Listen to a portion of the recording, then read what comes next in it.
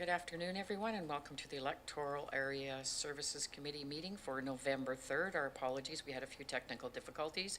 We're starting a few minutes late, and I would like to have an approval of the agenda, but before that, we have, I'd like to let you know that we had 3 different supplementals. We had R2, we had 1 supplemental. R3, we had 2 supplementals. R5, we also had 2 supplementals. And also, we will be pulling R7, R9, R10, and R11. And with that, I would like to also acknowledge that we are holding this meeting on the traditional territory of the Coast Salish peoples. And is there an approval of the agenda with those changes? It's been moved, I seconded. Do I just have 5 people on the screen? Oh, that's why there's more of us here. I only have 5 people on my screen. So anyway, so I did see a mover and a seconder. And I'm going to call the question. All in favor? Opposed, if any? The motion is carried.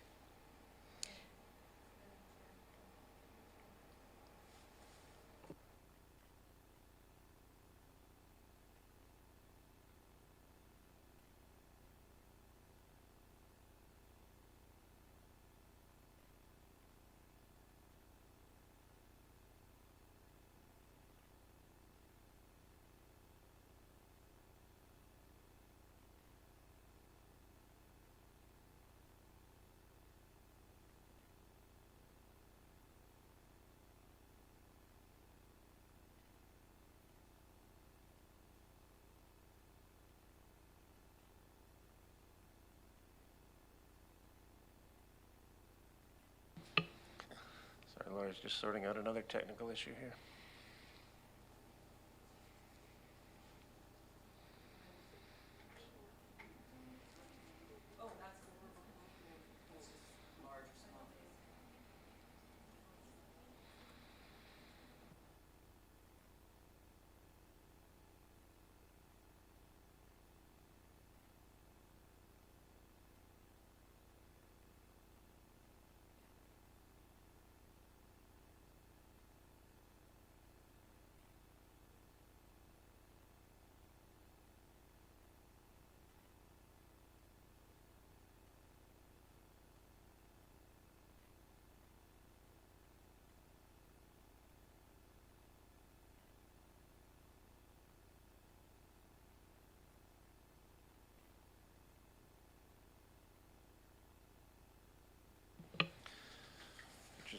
Just trying to get Laurie's screen working properly.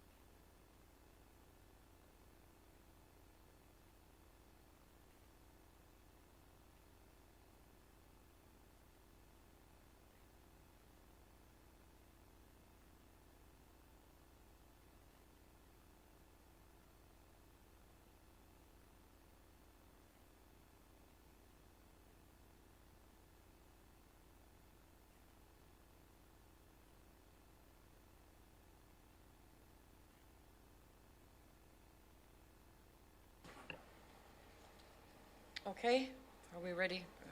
Jennifer, we're still on? Okay. My apologies again, we're having, my computer, I'm having difficulties with it, so I hope everyone can hear me clearly. Okay, great, thank you so much. So with the approval of the agenda, we move on now to the adoption of the minutes. Ms. Harrison. Thank you, Madam Chair. The first item, item M1, is the Special Electoral Area Services Committee meeting minutes, and the recommendation before you is that the minutes of the Special Electoral Area Services Committee meeting of October 19th, 2021 be adopted. It's been moved, second. All in favor? Opposed, if any, motion's carried. And Ms. Harrison, M2. Thank you, Madam Chair. Item M2 are the Electoral Area Services Committee meeting minutes of October 20th, 2021, and the recommendation before you is that the minutes of the Electoral Area Services Committee meeting of October 20th, 2021 be adopted. There a mover? Moved and seconded. All in favor? Opposed, if any, motion's carried. And we will move into, there's no business arising from the minutes? There is none, Madam Chair. And public input period? There is none, Madam Chair. Thank you. We'll move directly into information, IN1.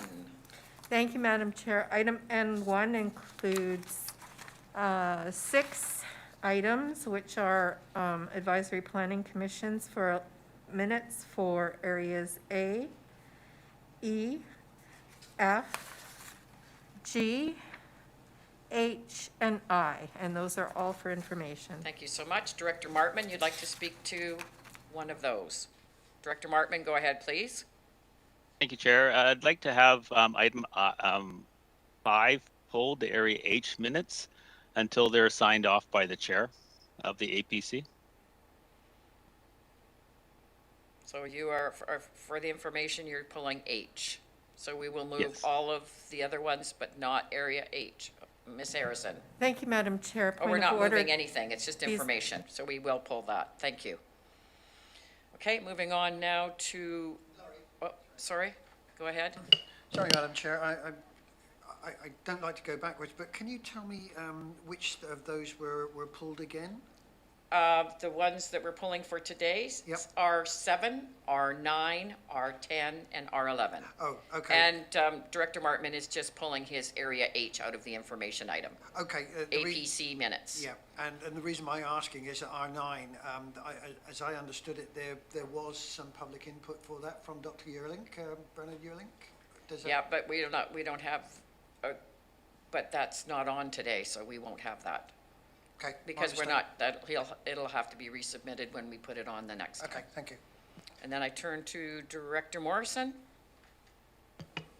Thank you, Madam Chair. I'd like to have the Area F meeting minutes that have been presented for information pulled as well. I don't believe they're accurate and complete, and would like to have them reviewed by the APC for to make sure it's complete. Okay, so that an information is H and F, and Director Kuhn. Go ahead, please. Yes, I just discovered that in my minutes under absent is Terry Akiyama. Well, he hasn't been a member of my APC for half a year or so. So that is kind of a mistake. I don't know if it is important or... No, we'll make that correction. All right. Thank you. Seeing no other questions for information item, we will turn to Nope, reports. you got Director Smith. Director Smith, go ahead, please. Just reviewing all these, many of them are not signed. These minutes at the bottom, if you look at most of them, the secretary or the chair hasn't signed them. So is that part of the process? Because I know for the Area G, there was, it was required that they be signed. Okay, I have Ms. Charoff. Go ahead, please. Thank you, Madam Chair. So the general practice for, as far as I can recall at the CBRD, has been for APC minutes to be submitted in their draft format to the Electoral Area Services Committee. And the reason for that is that they often contain recommendations pertaining to development applications. Should you wish to delay those minutes until the next time the APC meets, the APC would then subsequently meet upon receipt of a future referral. That would potentially delay the processing of the applications that those commissions have considered.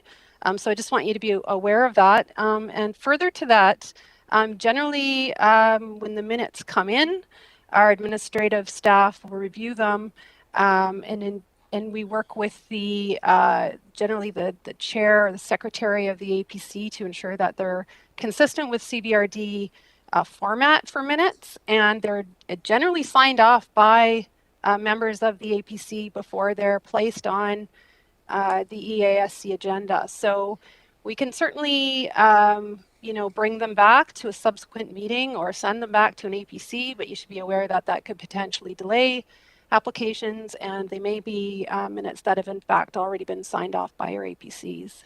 And in some cases, draft minutes of an APC are never fully endorsed by an APC or signed. That might happen if there's a change or turnover in the membership of the APC, change in the sort of membership cycle, etc. So I just want you to be aware of that. It's not uncommon for, in fact, it is common for draft minutes to be placed on your agendas, and that's been the practice for quite some time. Thank you. Thank you, Ms. Cheryl. So are those directors from H&F still fine with their pulling of the minutes? Okay, so we will continue. Now we can turn to R1. Ms. Harrison.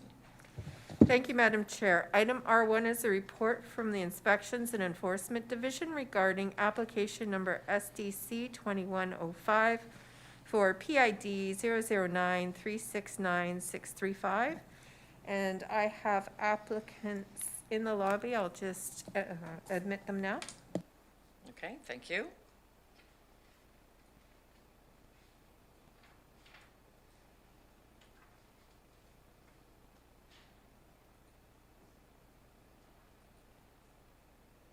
Welcome, Mr. McDonald. Hello, Madam Chair. Just setting my screen up here so you all can see it. Yeah, that's good. Okay, today R1 is a soil deposit application for soil deposit permit SDC 2105. This one is located, the subject property is down Shawnigan Lake, down south area, which is located in Area B. The property is 32 hectares in size. It's zoned F1. They're proposing 115,458 cubic meters, which does trigger a Type C permit. This application was received prior to the adoption of bylaw number 4380 and was processed under bylaw 4236. The subject property also recently had 2 permits approved earlier this year. And they actually have a neighboring property. So why there were 2 permits, and it shows where the green arrow is where the 2 permits actually happened.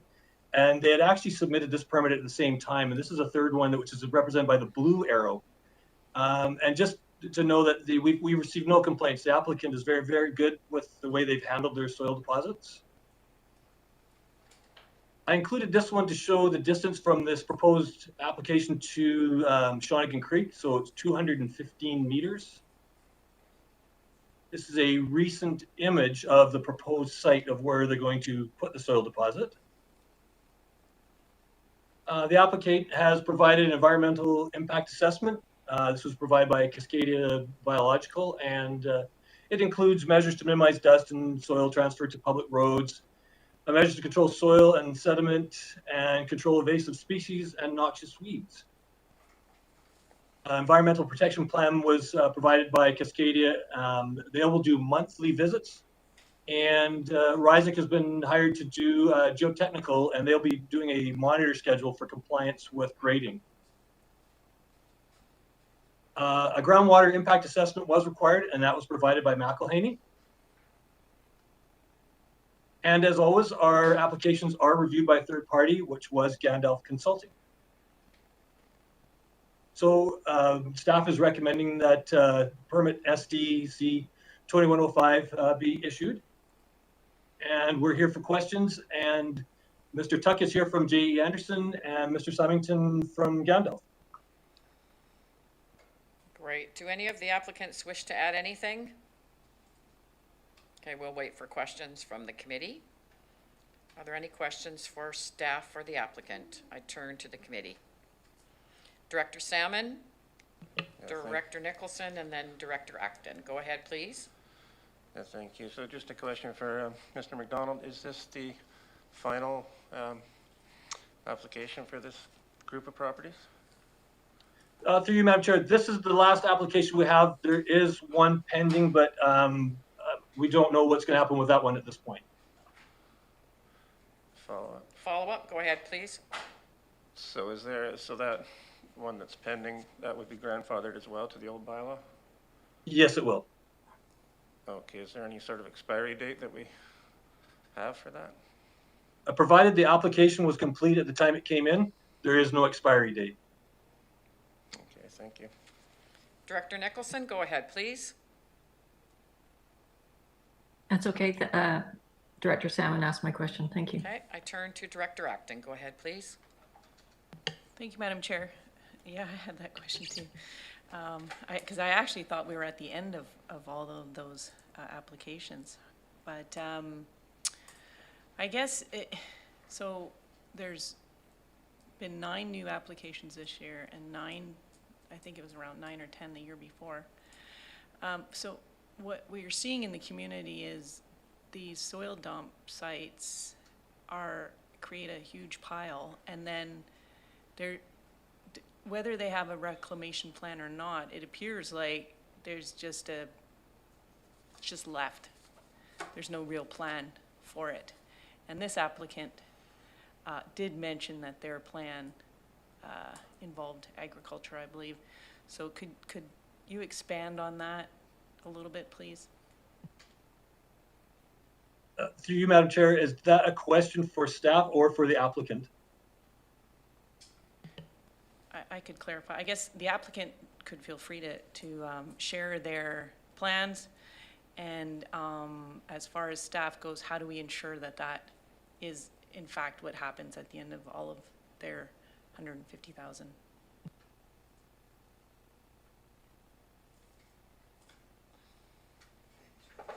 Yeah, but I don't know Through you, Madam Chair, do you want, I can go first. I can answer that second question first. So we do have a security deposit, and what we have seen is that the sites have been remediated. So we have yet to use any of that funds to actually go and we haven't had any issues, I guess, with past sites not remediating the land. So I'm not sure what you're referring to.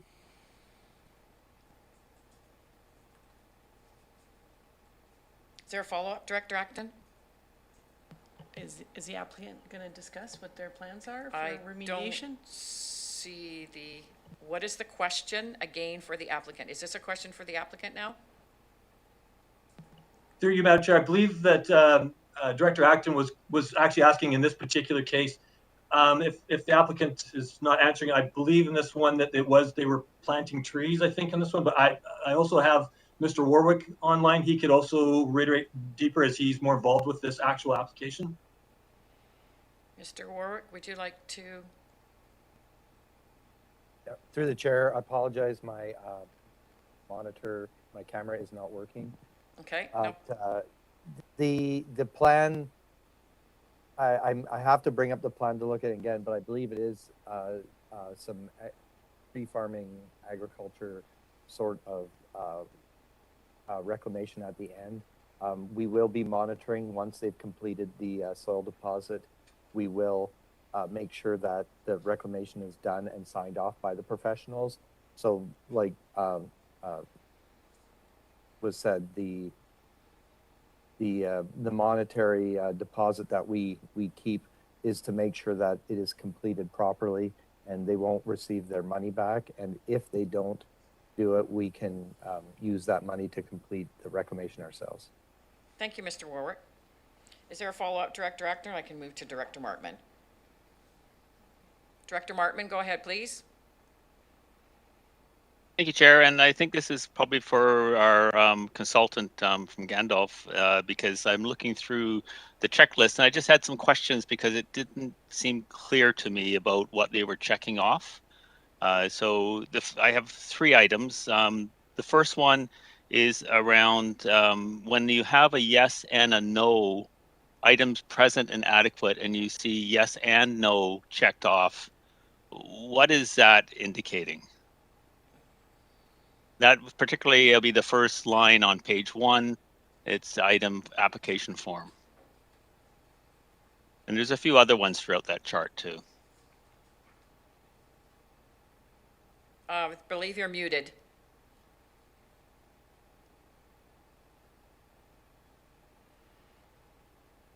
There we go.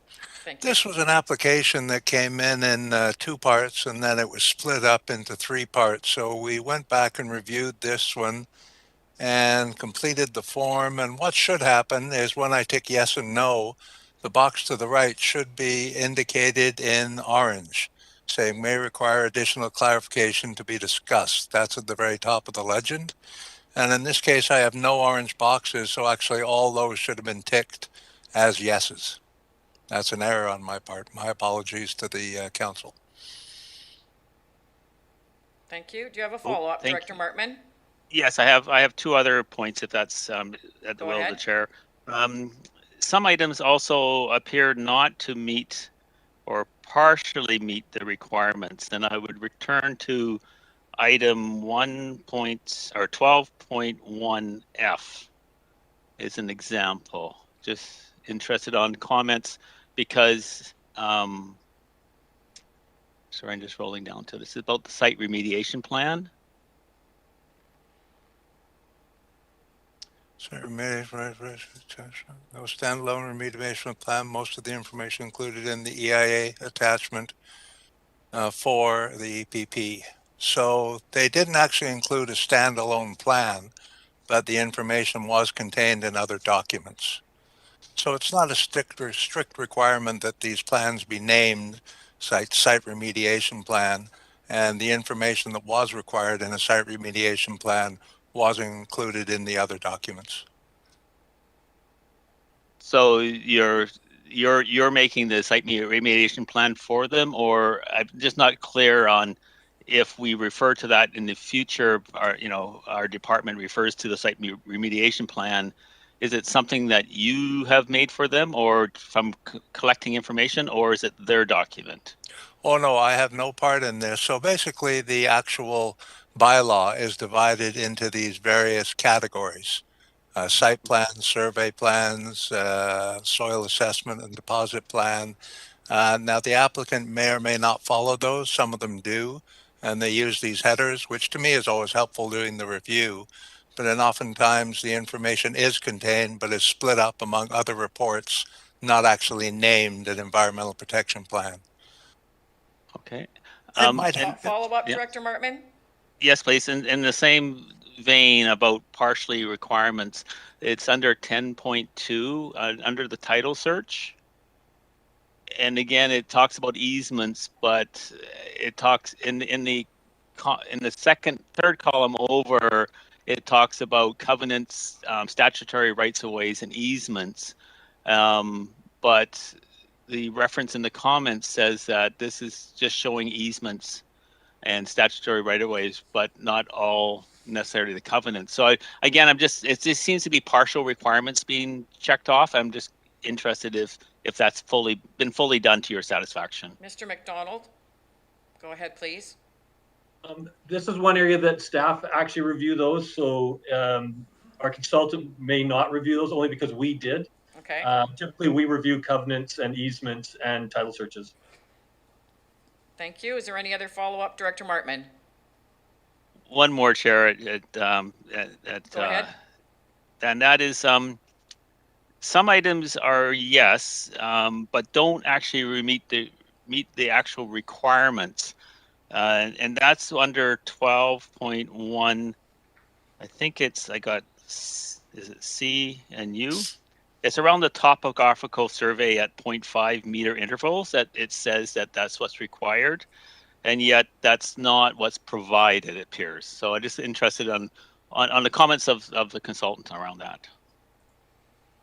Oh, myself? Well, I mean, sometimes these are larger plans and they're hard to present on a 0.5 meter contour. It is actually specified in the bylaw that 0.5 meter is required, but a lot of times it is not either helpful to the drawing or just confuses the drawing. So if it's apparent, I think, to see the required information at a 2 meter or 1 meter interval, it is sufficient to meet the requirements or the intent of the bylaw, which is to show slope and drainage. All right, thank you. Thank you, Chair. Thank you so much. So there is a recommendation. Go ahead, Director. Oh, now, first of all, I'll turn to Director Nicholson and then Director Acton. Go ahead, Director Nicholson. Thank you. I think I have some questions for staff. I am glad we're getting to the end of these Class C permits, and I am wondering, often when I read the report from Gandalf, it notes that it is, things may be required by the general manager, but they're not specifically required at this point. So I think it's really important for transparency that we understand what the requirements that are attached to these permits. So we have the documentation that's presented to us, but as we move forward, it would be useful to be able to see what the general manager does actually require as it goes along, so that the public can be reassured that things are ticking along the way they should. And so I'm wondering if we could make that documentation public, and if there is a way of being able to see it all in one place for each of these permits. Mr. McDonald?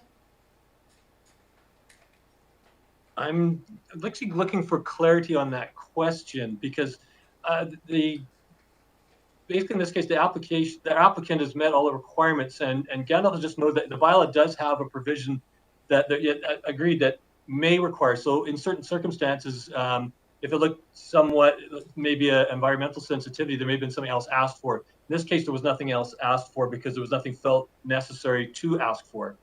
I'd have to pull up the old bylaw to actually, I don't know off the top of my head what all the mays are, and I'd have to look that up. Follow up, Director Nicholson?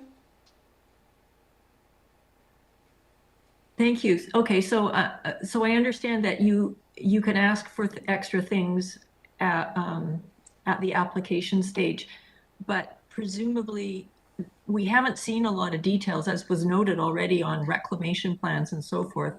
So I guess my question is, I mean, at some point those details have to be nailed down, and the requirements associated with doing this permit have to be clear to everyone. And so I'm wondering if we can make sure that we need a way to make sure that that happens, and that the public can be reassured and look at it, I guess.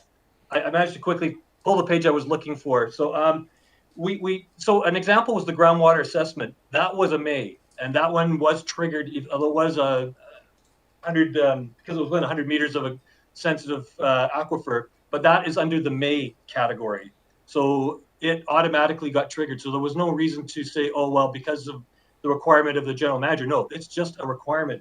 One of the ones that was not triggered was to do with agricultural. So that one did not get triggered. There's another one for site disclosure. So we know where the soil is coming from. We can't ask for a site disclosure statement. So once we know where it's coming from, we can ask for that. So these are the kind of things that I'm just trying to alleviate the fears of that something is going through that the public needs to be aware of. We're not trying to hide anything. Really, everything that's been required has been asked for. And I also try to reiterate that this one has two previous, in fact, they have a third one that they had, that they've actually completed, and I think it's finished. Mr. Warwick would have to tell me if it's closed. I'm not sure it is. But this site has had numerous Type C permit applications in the past with no issues. Follow up, Director Nicholson? Yes, I'm not, I think I'm asking this question in a more general way, so maybe I shouldn't be asking it when we're looking at this particular application. But I am interested to understand, going forward, how the public can make sure that the monitoring, what the results of any monitoring that happens of groundwater and so forth, and what the plans for reclamation will be in detail, and, you know, that kind of thing? I think you're going outside the general question of this actual permit. I'll leave that through to the chair. Thank you so much. Yeah, but Director Nicholson? Maybe when we've made a decision on this one, we could come back and have my question addressed, please. I turn to Director Acton.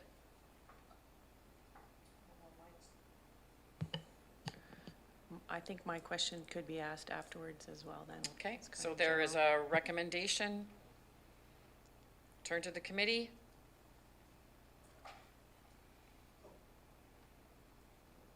It's been moved and seconded. I'm going to call the question. All in favor? Opposed, if any? Motion is carried. Thank you so much. Moving on now to R2, Ms. Harrison. Oh, sorry. Go ahead, Director Nicholson. I was just hoping to get an answer to my question. Mr. McDonald? So if the committee likes, I mean, we've been through the bylaw numerous times, but if there's more information that would like to be provided, one thing was asked for was the results of monitoring. Depends what the monitoring is, or whether that's public information. So I'm not sure where we would go with that. I have to be more specific of what we were actually going to report out on. And I've forgotten the first part of your question. I think there was two parts to that. There was the monitoring and something else. Oh, the reclamation, sorry. Yeah, I mean, that's something that probably could be monitored, because I mean, that is something that, one, you can see it as you're driving by, but we could certainly monitor that back to the public as that's being addressed. And again, as I've said, we've had no issues with any of these type C permits where they haven't reclamated the land accordingly. Thank you. Director Nicholson, another follow-up? Well, just to clarify, it seems to me that we haven't any special way of making sure the public can access information about these soil deposits that are going on, these large Class C ones. And maybe we should be thinking about doing that, because it seems to me it would be very useful and helpful to the community who are very concerned about these. Thank you. Director Acton. Mine's just a quick question, but could you give me the exact date of when this bylaw amendment has come into effect for the F1 lands? I'm just looking up the adoption date. Now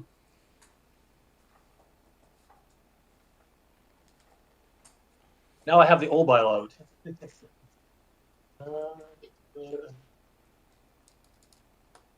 It was adopted July 14th, 2021. Thank you. Director Salmon.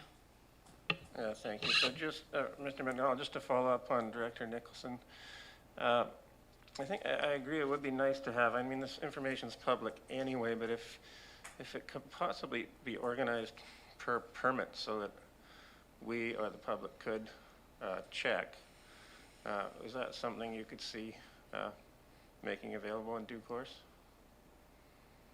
Through you, Madam Chair, the public is quite welcome to contact my staff at any time to know what the state of any of these sites are. And we've received, to my understanding, no calls about these sites. Okay, Director Wilson, go ahead, please. Yeah, thank you, Madam Chair.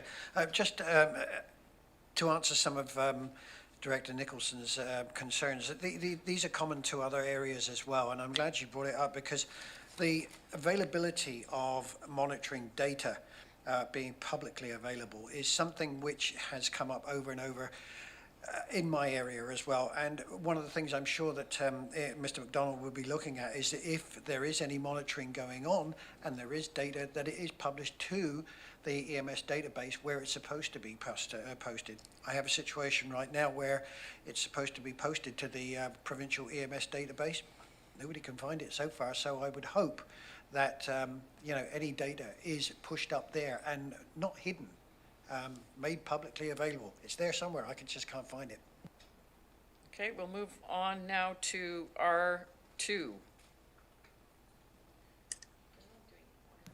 Thank you, Madam Chair. Item R2 is a report from Development Services regarding application number DVP 21A04 for Brentwood College, PID 027684393. And the applicant, Scott Murray. Okay. Welcome, Is- Mr. Lim Shu, and Scott Murray's being put into the, coming out of the lobby. Correct. Thank you. Thank you, Madam Chair. I will just be sharing my screen.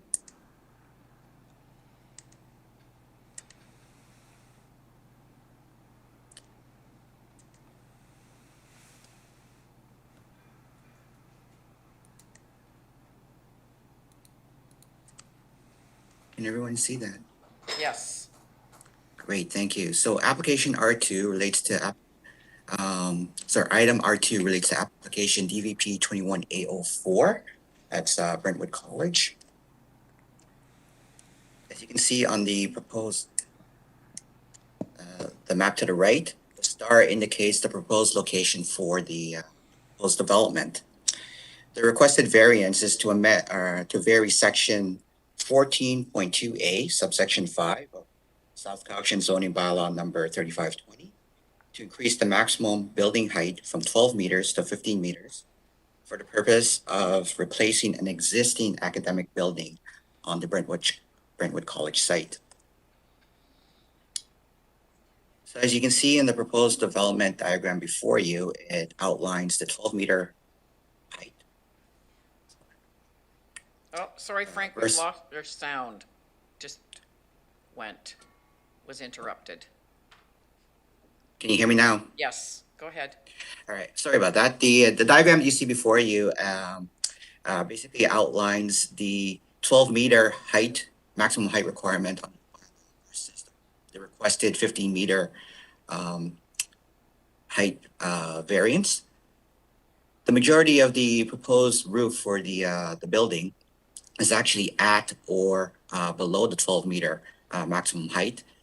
Having said that, there are portions of the building, given the design of the roof structure, the curve, in which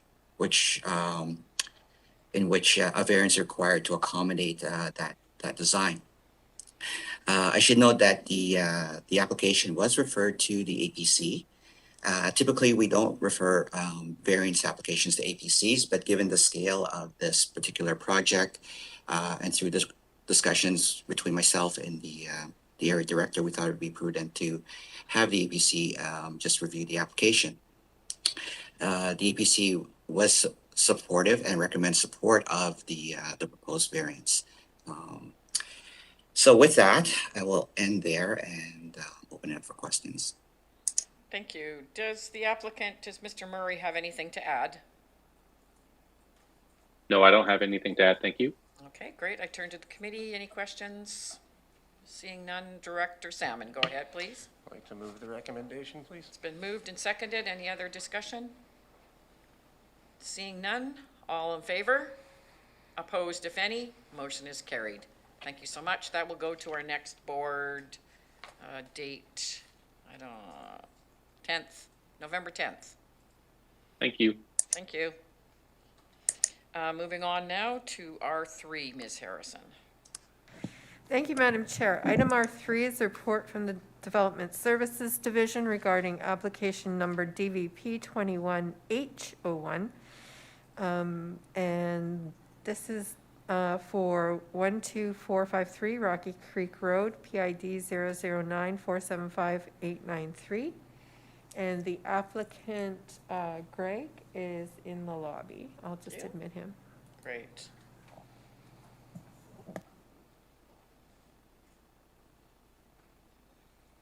Go ahead, Mr. Lim Shu. Sheila Herrera will be presenting this application. I'm just going to share my screen. Great. Welcome, Ms. Herrera. And do we have Greg in? Thank you. Go ahead. Thank you, Madam Chair.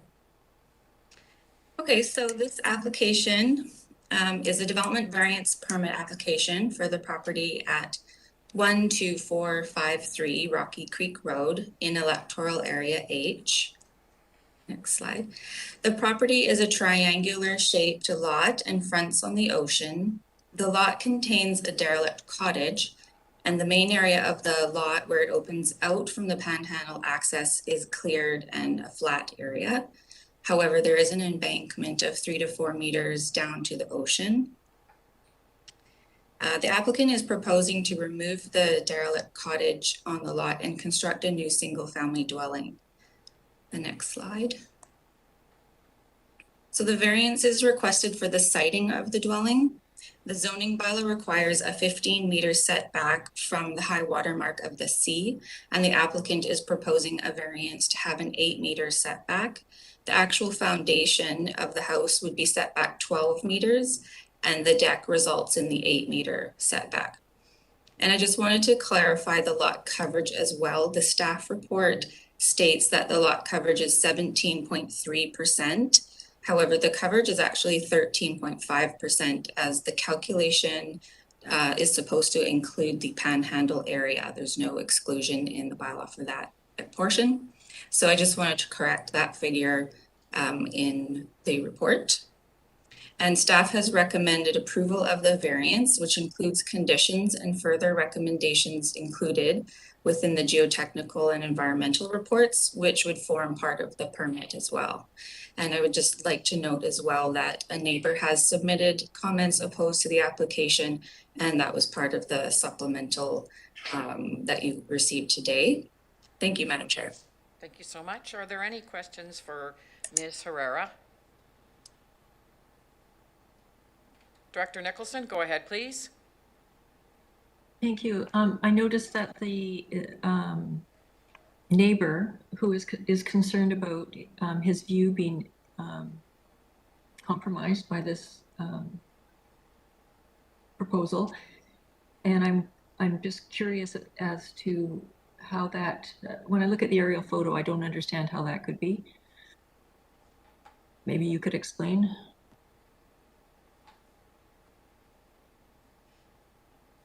Through you, Madam Chair. Yeah. I think when a neighbor feels impacted, it's from their perspective and how they view the proposal. And so it can be difficult to explain their position. But I believe what was also mentioned in the comments was a potential for a future subdivision, and they felt like the future potential subdivision would be more impacted, perhaps, than their own current home, I think was maybe part of that. So, yeah, I think that was noted in the comments. Okay, they have Greg that is here. Greg, do you wish to add anything? I can't hear you. You're muted. Here we go. Can you hear me now? Yeah. Okay, thank you. You have to speak First, up I want just to a say little thank bit. you for having this, and I don't have anything to add to the opening sort of statement. I am too very confused as to why there would be any opposition to this. Both neighbors are far enough away and are not impacted. I know that change is always, someone sees a lot vacant for so long, they feel like it should never be built on. This lot has been in the family for a long time. So that's why we're here now, hoping to get approval to move forward. Thank you so much. I turn to the director of the area. I don't know if I've missed anyone else. I turn to the director of the area, Director Martman. Go ahead, please. Oh, first Director Smith, and then Director Martman. Sorry if I missed you. Director Smith, go ahead, please. Thank you. I have a bit of a concern in regards to the size of the deck and the area that the deck is requesting a variance basically from the 15 meters down to 8. And we all know that our shorelines are suffering with climate change, with the king tide, with other area wave action. And this concerns me that there could be erosion in the future that then impacts this deck.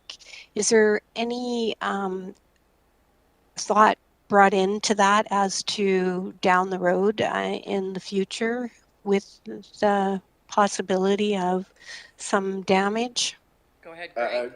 Yeah, great question. And one of the things that we've already gone through with Adam Compton as far as a plan as to how to stabilize the bank and actually how to make it better for that whole little area.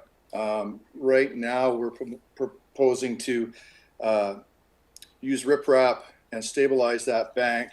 Also, along that whole time is cleaning up the area. There's an old building that's collapsed and is starting to, float in the ocean, and a bunch of invasive species plants that we're going to remove and replant native plants. So we're on the mindset of leaving the property in a better position than it was before we got there. And so by having, not only do we have the geotech involved, we have the Adam Compton from EDI for the environmental end of it. So we're working with these people to ensure that we're doing what we should do, being responsible. And I think we're actually going to leave it better. So that's our plan. Thank you. I have, follow up, Director Smith, and then Director Morrison. Follow up, Director Smith, go ahead, please. Yes. Maybe staff could answer this. Is there a development permit for that area that's been filed? And should we be looking at the development permit being issued prior to the building going and the deck? Thank you. Ms. Herrera or Mr. Limshu? Thank you, Madam Chair. There actually is no development permit area here in the official community plan. So a development permit is not required. Just the variance is being requested to vary the zoning bylaw. Thank you. I turn to Director Morrison, and I'll come back to you, Director Smith. Director Morrison, go ahead, please. Thank you, Madam Chair, and more of a comment through to the applicant. You uttered a couple of words there that if you were in the room, you would have seen ears perk up amongst a couple of the other directors here, and that's the use of riprap. And I'm glad to hear you've got environmental professionals and geotechs and the likes involved, and that's important, and it's not particularly germane to the variance permit that's before us today, but I know that there's some of us that if we could offer friendly advice, we'd love for you to engage professionals that would try and use other techniques other than the hardening and the riprap that so many use. But I see that this is a tight spot. This is a challenge, and I'm anxious to hear the comments of the director for the area and in regards to the variance requested. Thank you. Turn to Director Smith, and then Director Acton. Yes, I think that Director Morrison brought my point forward that I was just going to say that Green Shores has many opportunities to not go in the direction of sort of a harder front edge there, but that he already spoke to it. Thank you. Thank you. I turn to Director Acton. Go ahead, please. Thank you, Madam Chair. What we've seen happen a little bit on Chonigan Lake is the main house gets built on the side, and then the building that looks derelict can get renovated. So how does the CVRD ensure that this property doesn't end up with two dwellings? Is there a deposit, or what's the process there? If I could answer, what would happen is usually before a permit's granted, we're going to have to say that building's going to be removed, and then upon inspections, that the building would have to be removed. The building's actually in slightly part of the area which the new home is going to be constructed, so it will be removed, and it's part of our proposal. Thank you. I turn to the director of the area, Director Martman. Go ahead, please. Thank you, Chair. And this is interesting information, and I've given this careful consideration. I'd like to move option 2 to deny. And if I have a seconder, I have a few words. It's been moved and seconded. Go ahead, please. and they get the words are the 15-meter setback from the natural boundary of the sea is really established to protect the environment. And perhaps decisions have been made in the past to allow requests like these, but the culture has changed and the importance of the environments has increased. And the protection of the environment is very important to this community. And I cannot support this request and look to my fellow directors for their support to deny this development variance permits. Thank you. Okay, I don't see anybody else. Ms. Harrison, could you read option 2, please? Director Acton? Okay, you'll wait. Thank you, Madam Chair. The recommendation before you is that it be recommended to the board that development variance permit number DVP 21H01 for 12453 Rocky Creek Road, PID 0094758893 be denied. Thank you. Director Acton, go ahead, please. Yeah, I strongly disagree at the moment with the information that we have that this is, I think that this, looking at it from the aerial perspective, it's a reasonable request. And what I would suggest to the director of the area is perhaps a referral to the APC, and then you could get a wider scope of what the community feels would be appropriate. I really think that this is not an unreasonable request, and so I would be willing to refer that to the APC if there was some support for that. Director Morrison, go ahead, please. If I could perhaps through you to staff seek clarification on the impacts of option 2 recommendation being successful, what would be the, is there a prohibition on reapplying for a similar or modified variance request, or could they go back to staff and rework their proposal and come back in short order, or is there a time delay? Mr. Lemshu. Thank you, Madam Chair, through to Director Morrison. Yeah, our procedures bylaw actually outlines time frame with respect to a reapplication for a particular permit. So in this case, it would be a development variance permit. And I'm struggling to remember if it's 6 months or 12 months, but there is a defined time limit within the procedures bylaw in which an applicant can come back with a similar or the same application. Follow up, Director Morrison, go ahead. That's kind of what I suspected, and you know, in circumstances like this, time is often money, and would look to the director for the area to contemplate that delay on behalf of the applicant and of course his community, and perhaps support or consider Director Acton's idea that maybe this could go and have another look with staff or your APC and before it's outright denied. Ms. Cheroff?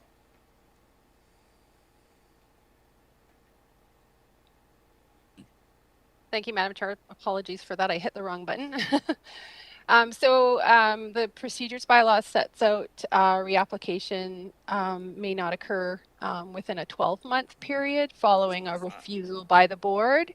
However, that time period can be varied by an affirmative vote of at least 2/3 of the board members eligible to vote, which is the electoral area directors. So that time period can be varied. Options to denial of the permit obviously include referral to either the Advisory Planning Commission or referral back to staff to work with the applicant on a modified proposal. Okay, I'm turning to the director of the area. Currently, we have on the floor denial. Director Martman, do you have anything to add?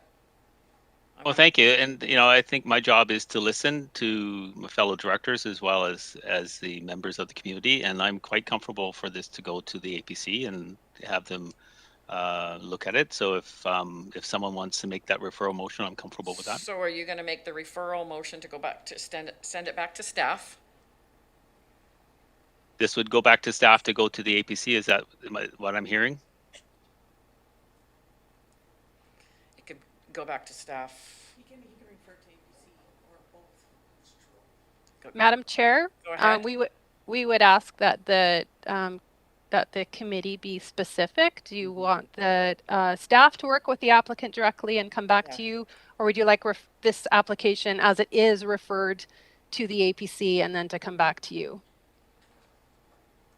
If staff work with the applicant, we may be able to make some changes prior to coming back to you. Thank you so much for that clarification. Director Martman, referral back to staff? I think I'm comfortable, like,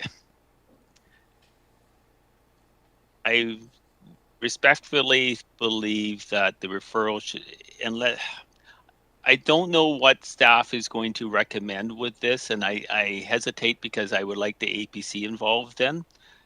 So I'm not sure how to word that properly, Chair. So I'm struggling with it because I'm concerned that this will go back and forth between staff and the committee.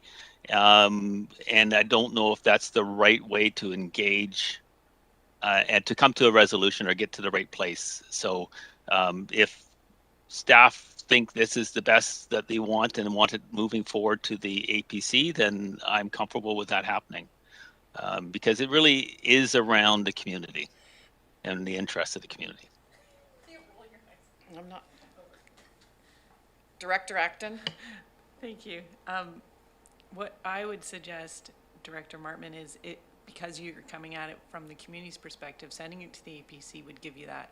And if the APC is not in support of it, that is a signal to the applicant to withdraw their application and then go back and work with staff to come forward again with a revised application, perhaps. That's how I see how it would go. Director Morrison?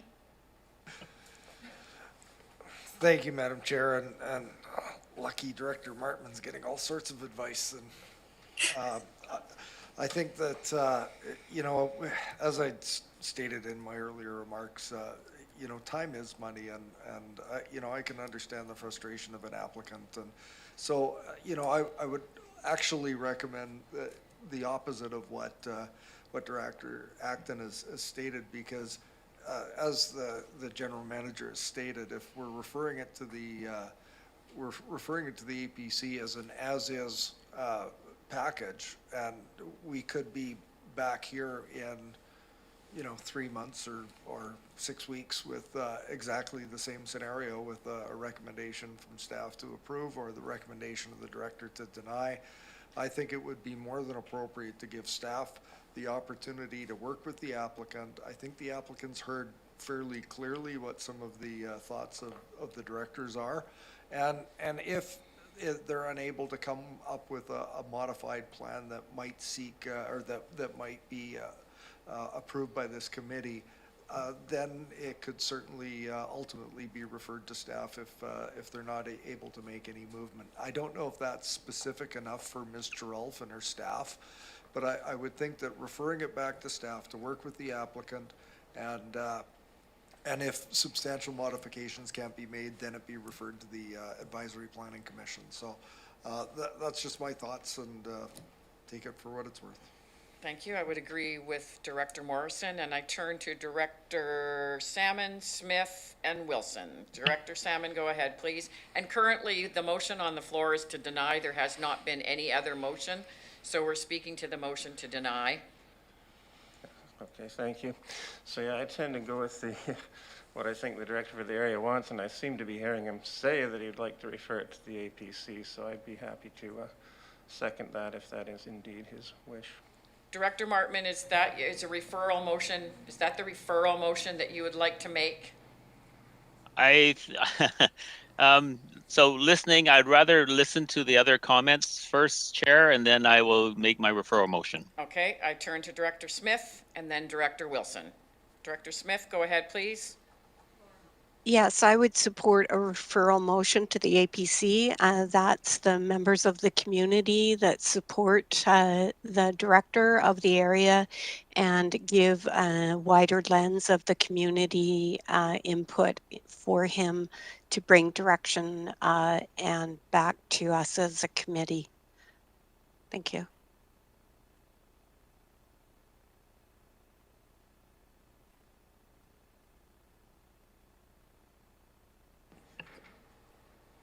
We have currently on the floor a motion to deny, so that would have to go first before we would do another motion. So that's currently on the floor, Director Smith and Director Wilson.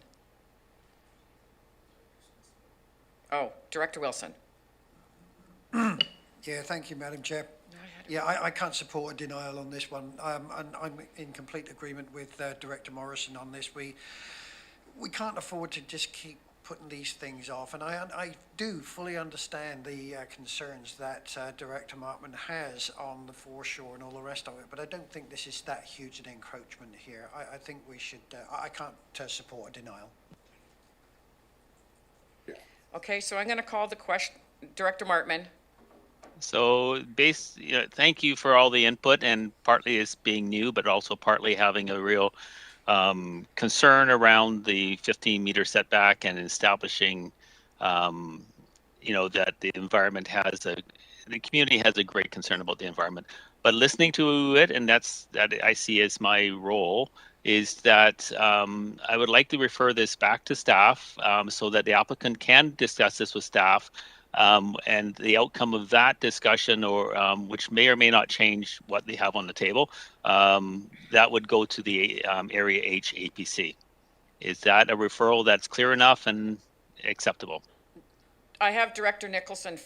Well, actually, first, what I'm understanding from the corporate secretary that we have on the floor denial. We need to vote, and we'll vote that one down, and then start with your referral. Am I correct, Ms. Harrison? So that's what we need to do. So you're asking the committee to not be in favor of your denial currently, and you will make another motion. So I'm going to call the question on option 2, the denial. Point of order. Does not a referral motion take precedence over the motion that's on the floor? It's been moved and seconded. So currently we're voting right now on the denial. So let's do that. And then we will come back to the other motion if Director Martman. Thank you, Chair. Could you just clarify that with corporate services? Because my understanding is the same as Director Nicholson, in that a referral will take precedent over any motion on the floor. My understanding through the corporate secretary, because it had been moved and seconded on denial, that we need to vote on this. So let's just do that, and then we will carry on with the other motion. So you're encouraging the committee to vote against denial. That is what you want to do right now, and then you will do your other motion as soon as we finish that. Director Nicholson. So if that is the case, I would like clarification. If we vote not to deny and the referral one doesn't work or is denied, then are we obligated to approve it as it is? No, you're not. Okay. Okay, so all in favor of denial? Seeing none. All in favor of not denying, of opposed? I'm even getting, okay. Motion is denied. Now I turn to Director Martman to make another motion. Go ahead, please. So I would like to refer this to staff so that they can discuss this with the applicant, and then any outcome from that will be forwarded to the Area H APC for their recommendation. So that's been moved and seconded. I don't think we need any more discussion on that. I'm going to call the question on the referral. All in favor? Opposed, if any? Motion is carried. Thank you very much. And I turn now for a 10-minute break.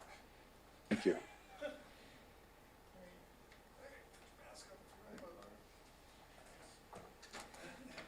Sorry to say, you're still like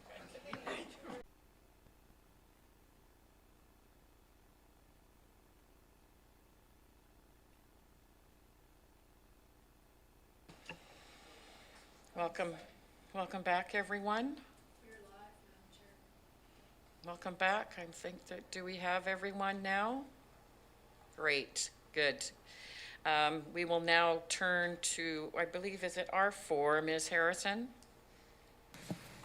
Thank you, Madam Chair. Yes, it is. Item R4 is the report from the Inspection Enforcement Division regarding the 2021 third quarter bylaw enforcement report, and this is for information. Okay, seeing no hands up for this one, we'll move on to R5. Thank you, Madam Chair. Item R5 is a report from the Water Management Division regarding Wilmot Road drainage inclusion for Lot 3, Prichard Road, and there is a three-part recommendation. Thank you very much. Welcome, Mr. Dennison. Go ahead, please. Thank you, Madam Chair. All right. So this is a inclusion of a property which we're referring to as Lot 3 on Prichard Road into the existing CVRD Wilmot Road drainage service area.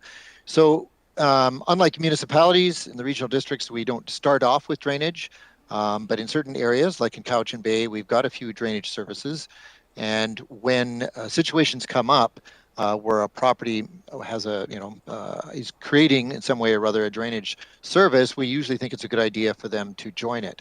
It's not mandatory. So, you can't get a building permit unless you've got, for any kind of high density or new building or whatever, you can't get a building permit unless you join the sewer service and water services provided, right? So it's got to be there. And for drainage, it's not mandatory.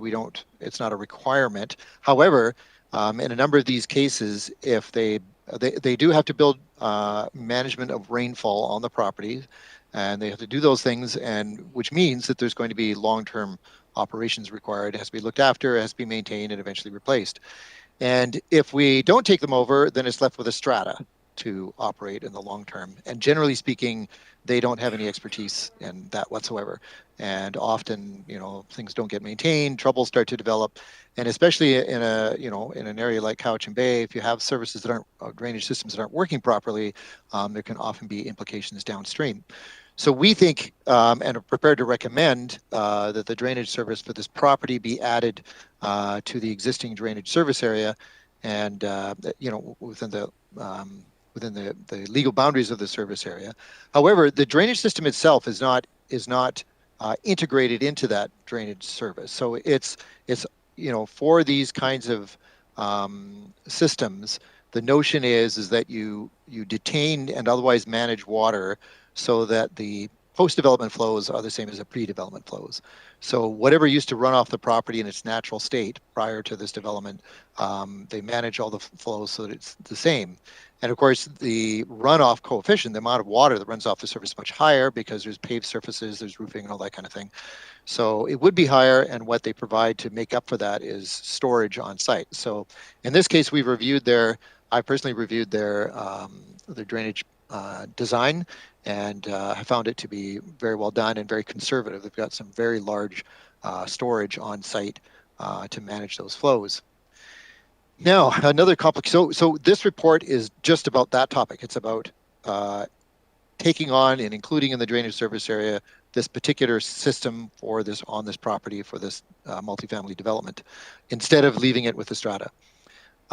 Recently, though, there's been some controversy because there's been some ponding and runoff and siltation accumulating on the road and running down and making its way into the bay.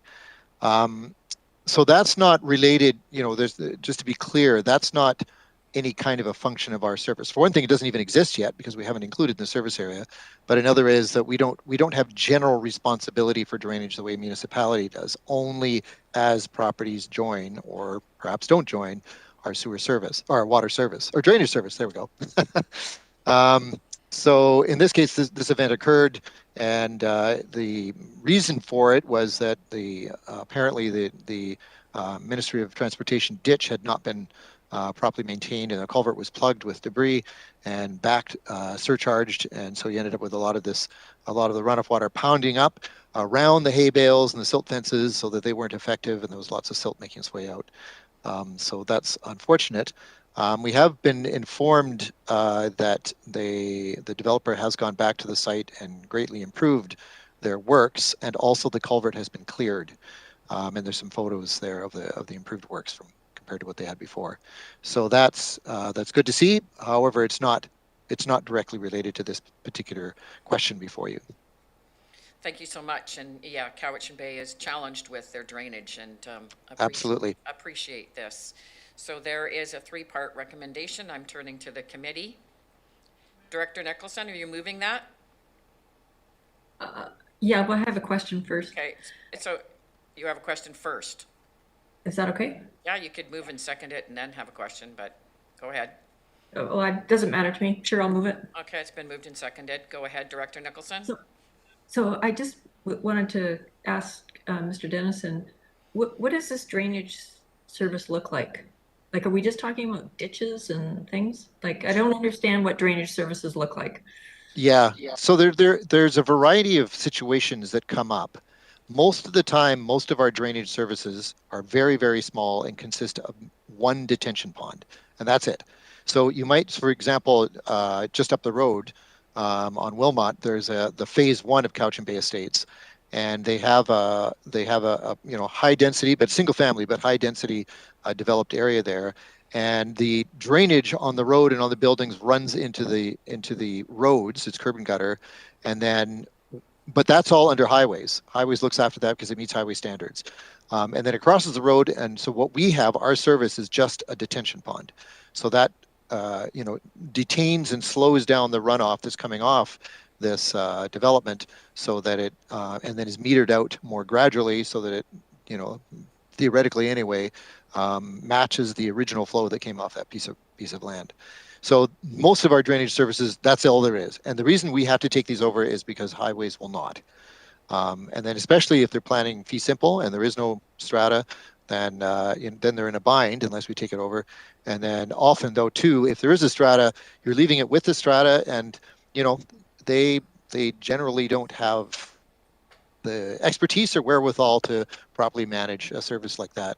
If you don't properly manage it, you've got problems downstream because you've got too much flow going out, and then that's impacting maybe other drainage areas or homes or properties downstream, or fish or other things.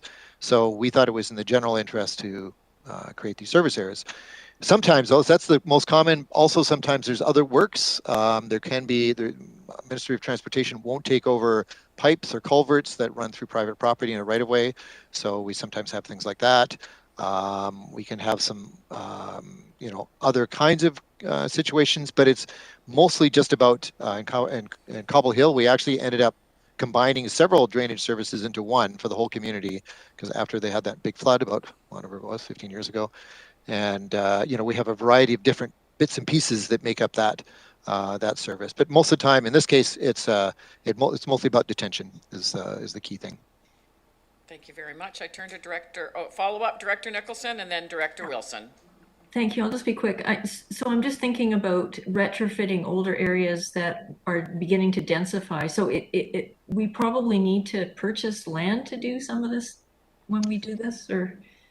Well, Madam Chair, here's the thing. This is actually not the best way to run a railroad. It's just trying to do the best we can with the situation we have before us. However, really, and the reason that the Local Government Act imposes comprehensive drainage on municipalities is because it really needs to be looked at comprehensively, right? Because it's all flowing down. And one of the things we've seen, Cowichan Bay is actually a very good example, but also we see it in Shawnigan area, for example, Shawnigan Village area, and other places within the region, where you have mom and pop type subdivisions, right? So there's no drainage plans, there's no drainage works or anything, but meanwhile, the runoff coefficients keep climbing and climbing and climbing. And so that starts to impact things. So people, I get calls all the time, every year, every winter, I get calls from people that say, I've lived here for 25 years, there's never been a problem, and now suddenly my backyard is flooded, or it's running through my basement, or and they don't know why, and they want to look around and see whose fault it is, but it's not very clear, and it's often because of gradual levels of development increasing that runoff all the time without it being something like this one where there's a multifamily development. You can kind of point to them and say, look, you got to manage your drainage system here, and it's got to be done all comprehensively on your property so that it's not impacting downstream. But in other cases, it's not like that. And really, in the absence of incorporation into a municipality, I believe for years, that if we want to try and address that problem, we'll have to eventually create more comprehensive drainage service areas and try to start to do some studies and figure out how to do the engineering to, you know, incorporate these drainage systems one with another and address these problems. You know, we've kind of done a bit of that in Cobble Hill Village, where we've integrated, you know, a few of these systems, and it's helped a lot, but it's a pretty big question.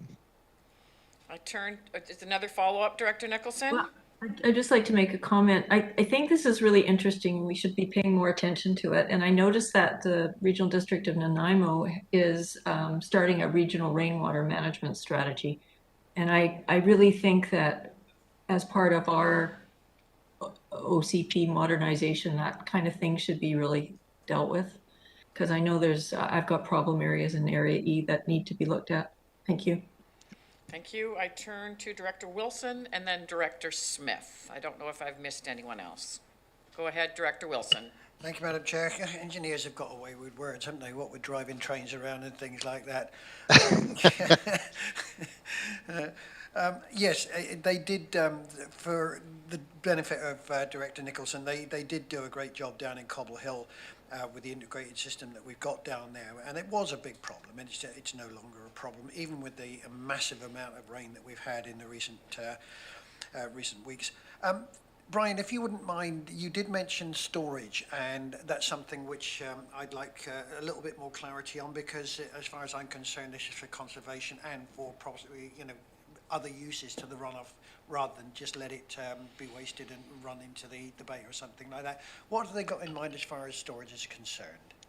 Another big element that we're seeing, so the provincial guidelines, you know, indicate and recommend much more groundwater infiltration. So you collect up these flows and you integrate them into the ground. The only thing is that's really hard to do in one spot, because there's only so much of an acceptance rate you can do. So it tends to end up in systems where each home or each property has a small infiltration system on it, where it drains into the ground there. So the runoff from the roof goes directly into one of these and it infiltrates into the ground.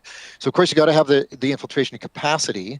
In an area like Cowichan Bay, that's very challenging because there's a lot of clay everywhere, and that would be hard to manage as well. But we do have systems like that in Sentinel Ridge and Mill Bay. We've got actual catch basins. So there's kind of a curb and gutter. There's road and sort of these curb things, but they channel the water into these bottomless catch basins. So they're just like regular catch basins, except for they're at the bottom is just a layer of gravel, and it goes right into the ground. And so you don't have a runoff at all. It gets integrated into the ground right there.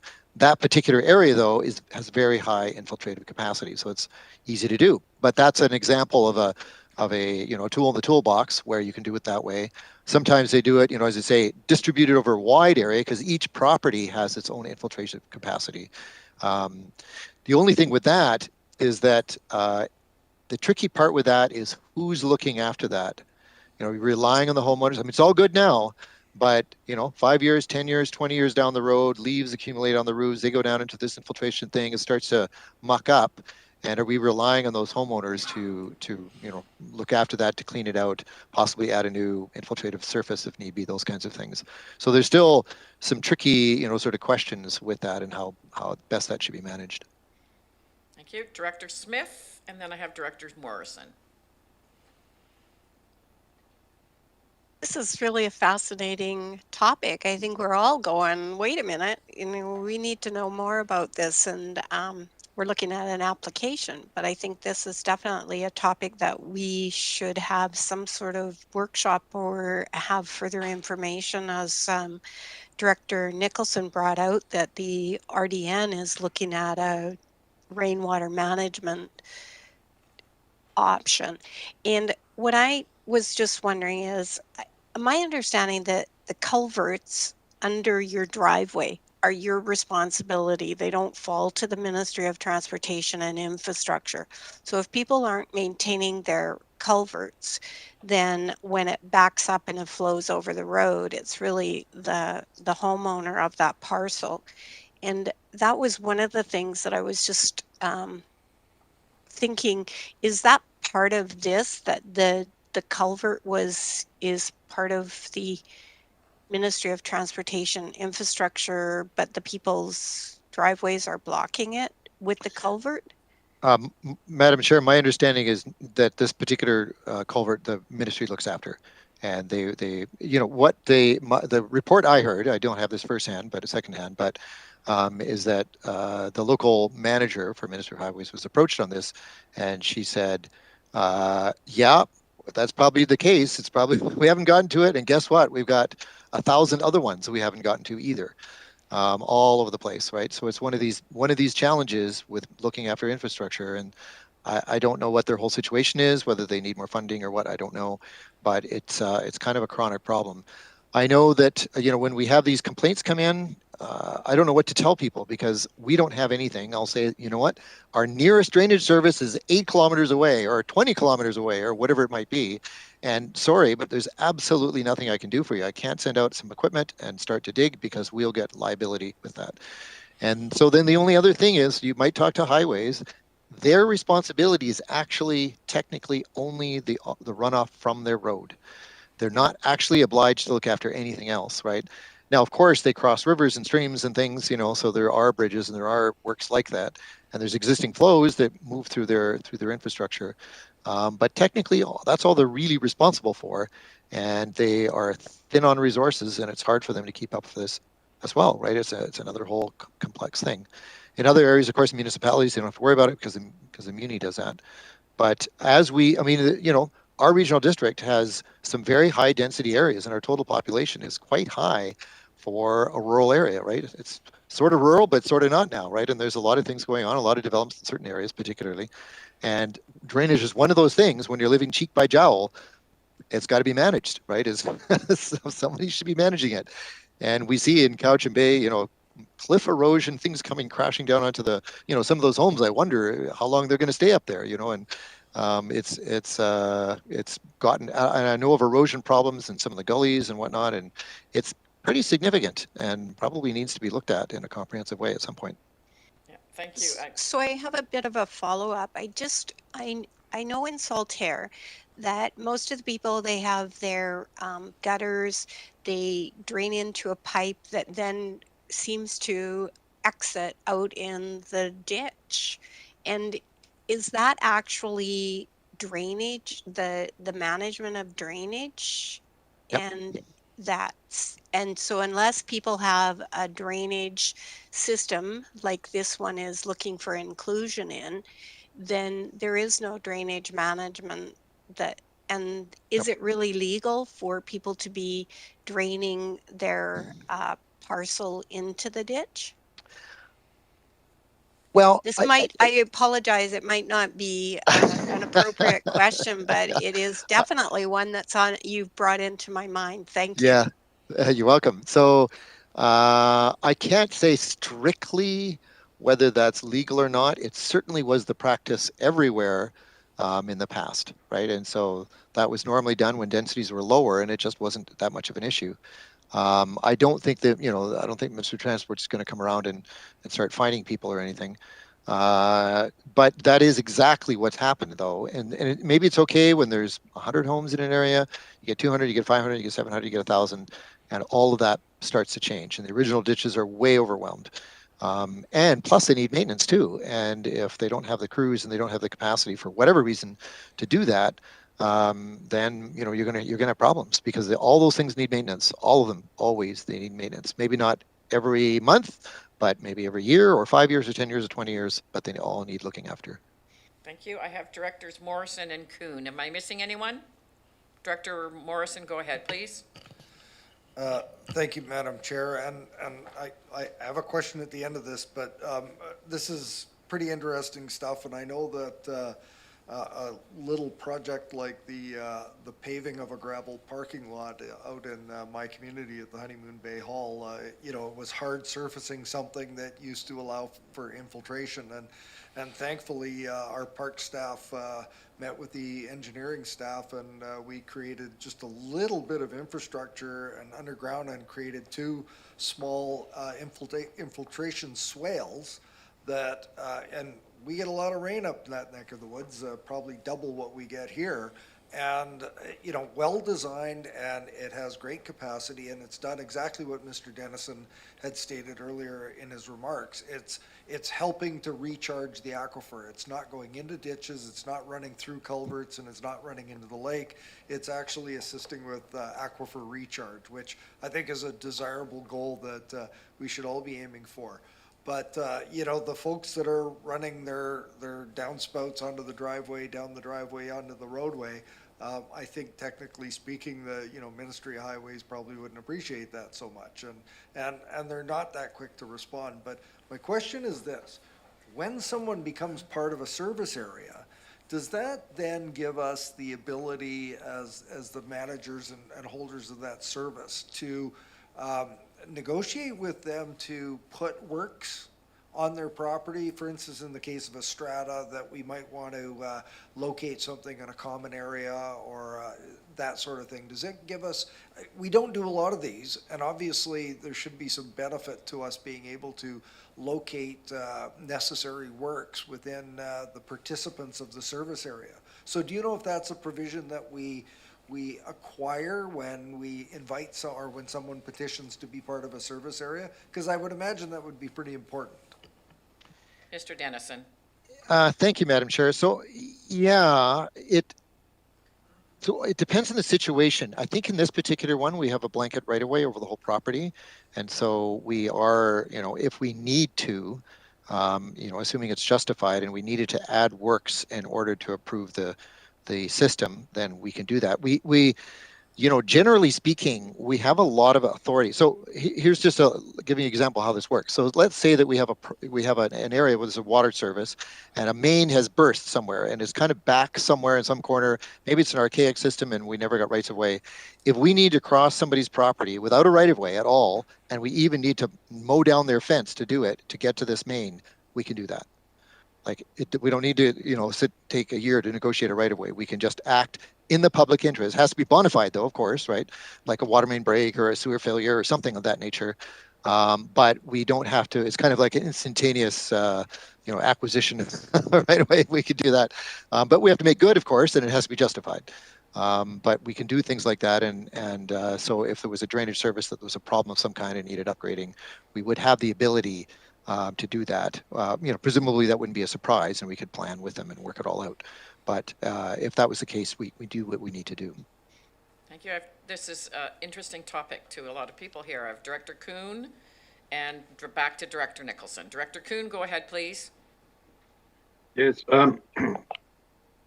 With developments along the hillsides, like in Nuvo, it's pretty well impossible to keep the water from running into the ditch. I mean, that's the only drainage system there is. So I'm wondering, this seems to be a very interesting and controversial topic. I was wondering if we shouldn't set up a meeting with MOTI to get that all sorted out. And because I could just see what's going to happen over time. They'll slough it all off to the regional district.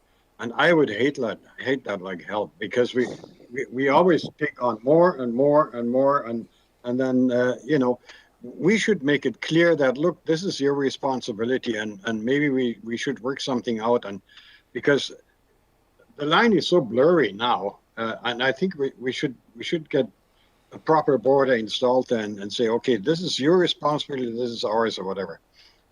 I would be in favor of getting a meeting like that organized. Thank you. It'd be good to have a workshop, and also Director Nicholson is saying with the MOCP. So go ahead, Director Nicholson. I think I was just waving at someone out the window. I apologize. Oh, okay. All righty.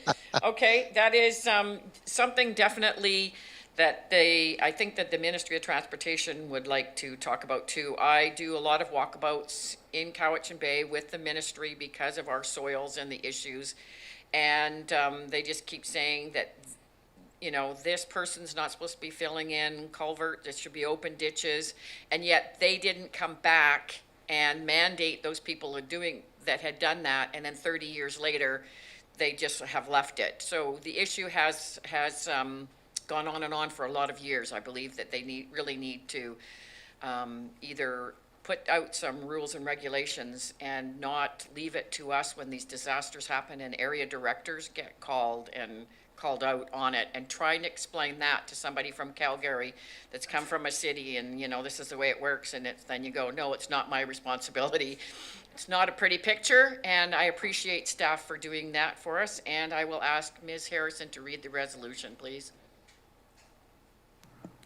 Thank you, Madam Chair. The recommendation before you is that it be recommended to the board that the certificate of sufficiency confirming that a sufficient petition requesting inclusion in the Wilmot Road drainage service area be received. Number 2, that CVRD bylaw number 2853, Wilmot Road Drainage Service Establishment Bylaw 2006, be amended to include the property described as PID 005490383, Lot 3, Section 6, Range 4, Cowichan District, Plan 8219. And number 3, that the amendment to bylaw 2853 be forwarded to the board for consideration of 3 readings, and upon payment of all applicable fees, be considered for adoption. So I'm going to call the question. Director Wilson, you have a question, or you were just ahead of me? You want to move along? That's great. Okay, all in favor? Opposed, if any? Motion's carried. Thank you very much, Mr. Dennison. You're most welcome. It's okay. Moving on now to R6. Thank you, Madam Chair. Item R6 is a report from the Recycling and Waste Management Division regarding curbside recycling contamination follow-up, and this is for information. Thank you. And who would like to speak to this? Just have the staff member. I know, Director. This is also, I would like to say, first of all, welcome. Who do I have? Amanda? Is it Amanda? Yes, it is. Welcome. That this is also, you're hearing the long discussion on drainage. This is also, the recycling and waste management is also very valuable for us as area directors, and a lot of questions get directed to us, so I welcome this conversation. So who would like to go first? Or is there any questions? I do have. Okay, I have Director Wilson, Director Kuhn, Director Acton. Go ahead, please, for staff. Yeah, thank you, Madam Chair. Yeah, all good stuff. No question here. Just, I know there's a lot of people in Cobble Hill who read these reports quite intensely, and they will notice how well Cobble Hill Area C has done, with a reduction from 29.37% down to 7.43%. Good stuff. So some of the things that you're doing there are working quite nicely. If I am reading this correctly, we've done very well. So thank you very much for the stuff you've been doing on this. Thank you. Director Kuhn, go ahead, please. I came up with this issue, with this question a long time ago. We keep getting complaints that the recycling isn't done properly, that some of the people include stuff that shouldn't be in there. And it keeps going on and on and on. And quite frankly, I don't think we'll ever get to a stage where we are close to 100% proper recycling. I don't think we'll ever get there. So my question is, how expensive would it be to have somebody sort that out for us? When it gets to the end stage, somebody is there and sorts it out. I would be willing to pay money for that and get rid of that whole problem and have it all done at the end point and contribute money to that. That's fine. I wouldn't mind paying $20 a year more or whatever it takes in order to get that all solved, because at the beginning stage, like the consumer stage, I don't think we'll ever get it done properly, because so you have a whole bunch of people that are now adhering to the proper rules. Then newcomers come in and they don't know. So now it all starts over. We have to re-educate again. We have to come again and say, well, we'll fine you if you don't do that properly. It's such a negative thing. And I keep thinking, with a little bit more money, let's put the onus at the end game. Let's then sort it out, and that's done. I don't see where the big problem is. Thank you. I turn to, I just want to make a comment to that what I have noticed in community, because this is a big part of our job in CVRD. And what I've noticed with most people, they really want to do the right thing. It's just directing them to that. So I just feel that they will comply once they understand a little bit more. And also, once we get all of the other areas on garbage and recycling, would be really helpful. Director Acton, go ahead, please. Thank you, Madam Chair. Just to Director Kuhn's comment, they do have that in Beverly Hills, actually. You just throw it into your garbage and then they pull it out. I'm sure it's quite expensive. I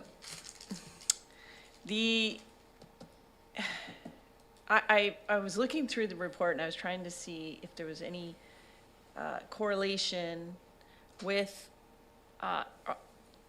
specifically Area B not having universal garbage. So I wonder if that shows up in these numbers. I was trying to see if there's a connection. Kletchko or Toteric, which would like to answer that? Well, I can speak to that through the chair. Go ahead. Area B had a Recycle BC audit on August 31st, which resulted in a 9% contamination rate. Could you just speak up just a little bit? Sorry, we're having a hard time hearing you. Just speak up a little bit. Is this better? That's. So Area B, the last Recycle BC audit that was performed was in August. There were 2 of them done in August, and both were quite low, 7% and 9%. So I think not having garbage may not necessarily be the reason that other areas are experiencing higher contamination. I think there's something happening in Area B where maybe people are understanding the messaging that we're providing more, or the communications between neighbors is somehow reaching the goals that we're trying to achieve. Follow up, Director Acton, go ahead, please. Yeah, I just wanted to say that I think your program had a really good reach, because even I got some emails and I saw some letters in the newspaper. Some people were quite offended by the fact that they got called out on their recycling, which is fine. But it just tells me that you got a good portion of the community, that there were actually enough people that wanted to come forward and talk about it. Thank you. I turn to Director Smith and to Director Salmon and Morrison. Go ahead, Director Smith. Thank you very much. This is definitely making me really disappointed in Area G Saltaire, looking at these numbers. I mean, I know Amanda was out relabeling, making sure everybody's totes matched their address. I've written multiple articles encouraging the recycling, and I feel like I'm banging my head against the wall, because I look at my percentage and I just can't believe it's that high. Then I turn around and I look at Thetis Island, that has a recycling and solid waste depot, and people bring their items to the depot. There's volunteers there, and there's bins in front of the volunteers. The people put their paper in the paper bin, and then the volunteer actually flips over the bin, goes through it to make sure that they didn't accidentally get a tin lid in there or something else. And then it all gets put into another container, and then it gets baled, so crushed and baled, and then it's sent to the CVRD. And there is no contamination there, because there's this whole community in front of their community dropping off their recycles. And when the volunteers, and I volunteer over there, see something that isn't clean, we ask them, would you please take this home and just wash it and bring it back next time you come? So there's this it's an eye to eye, and it's a community member to a community member. And maybe we're headed in a direction where we need to come up with more community to community commitment to people that you live with and live around you when it comes to, it's so easy to throw things in the blue bin. I know I just had an email the other day that some people ended up, they couldn't figure out why their cat was going crazy, and it in the evening, and it turned out when they went out to put their garbage cans out, their recycle bin out in the morning, somebody had actually taken and thrown 3 garbage bags into their bin that was like total contamination of items. So it's really frustrating. The people that are actually working really, really hard have somebody come along and throw a whole bunch of contamination in them. So I know I worked with Amanda earlier that we were going to have a volunteer program within our community and educate some of the residents in the community to work towards having opportunities to have pop-up locations where we could educate more of the community. So if somebody has a good answer, I'd love to hear it, because I'm really disappointed in Saltaire. And I think it's increased, if I'm correct, from the last report. If Amanda could check that, I'm sure that's the case. And also, as Area D Director, I've done all kinds of information packages and done community meetings on garbage alone and recycling. So I continue to do that, but of course with COVID, we haven't been. So it is valuable as directors to also take that on. Did you want an answer from Ms. Kletchko on that, Director Smith? Which was the percentage in Area G? What was your question again? Just that I believe that the percentage in the last report was less than this, and we've now increased up to 21.99.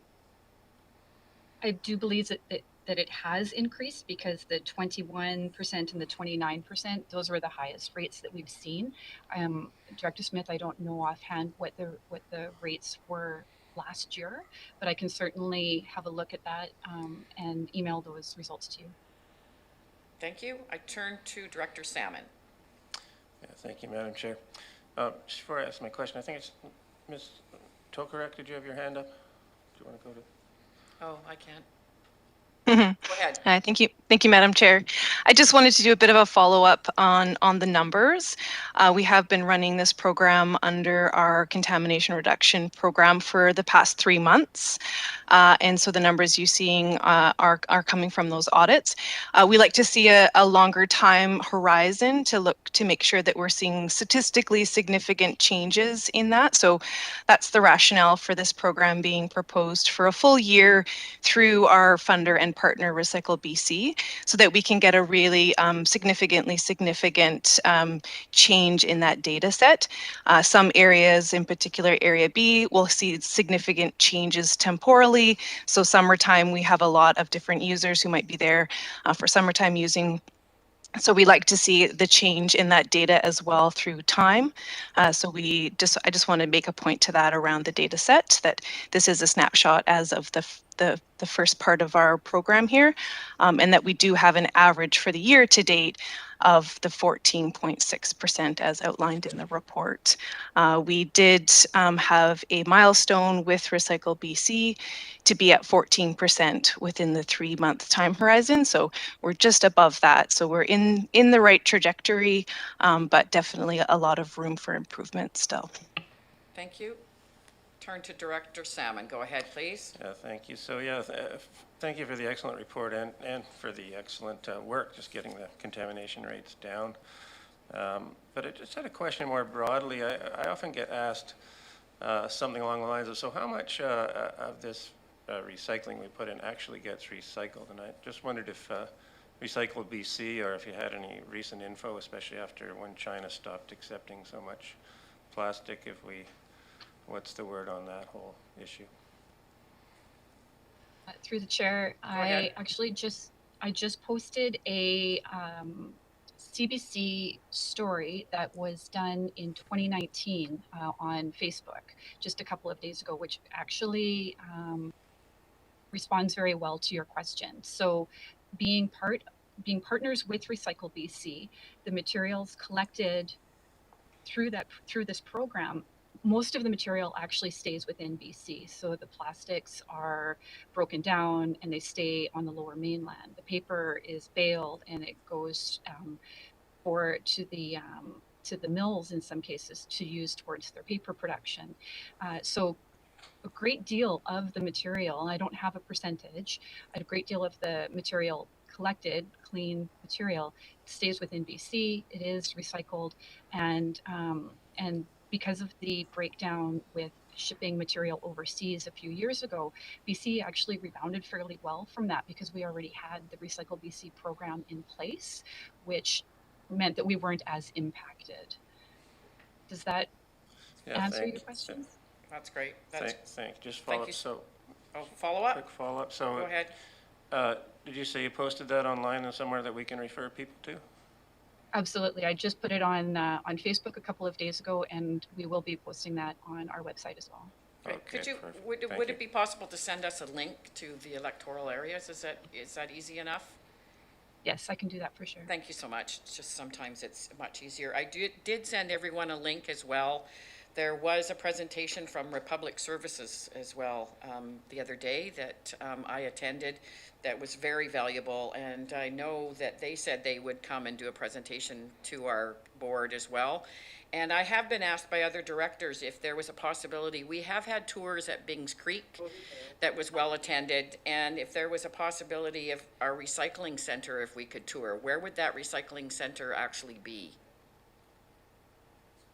We are with Recycle BC's program.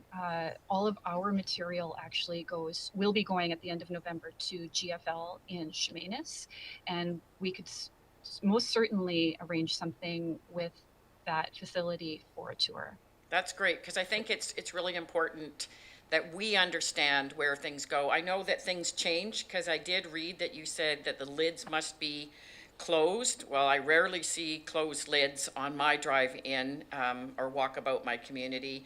And then also we had the bylaw that it's put out before after 5 a.m., I believe, on the day of, and I rarely see that as well. So just little things that would help us, and if we understand it, that we can communicate better when we have those meetings with our community. So I appreciate this report. It was very well done, and thank you so much. Oh, you're going to get your applause. Oh, no. Oh, forgot Director Morrison. I thank you after him as well. Thank you. I read the report with interest, and I think everybody that's thinking of running for office should be warned in advance that they will become their community's curbside garbage and recycling gurus, because this is a really important field for all of us. Just a couple of points. I think you're spot on with the contamination reduction program. I like a lot of the components in there.